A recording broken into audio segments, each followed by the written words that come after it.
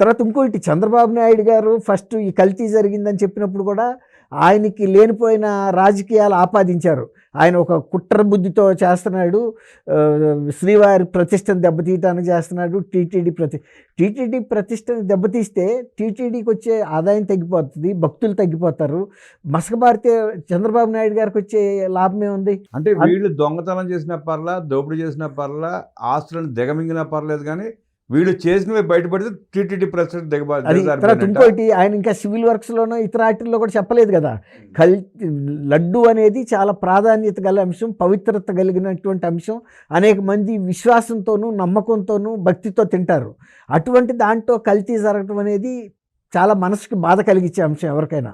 అందువల్ల ఆయన ఆ విషయం బయటకు వచ్చింది. లేకపోతే ఇప్పుడు చెప్పకుండా కూడా చేయొచ్చు, కానీ దాని మూలన ఆ నింద చంద్రబాబు నాయుడు గారి మీద పడేది.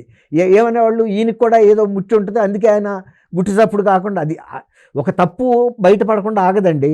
ఆల్రెడీ ల్యాబ్ రిపోర్ట్స్ వచ్చినాయి, గుజరాత్ నుంచి వచ్చిన ల్యాబ్ రిపోర్ట్స్లో కూడా ఇందులో కల్తీ జరిగిందని వచ్చింది.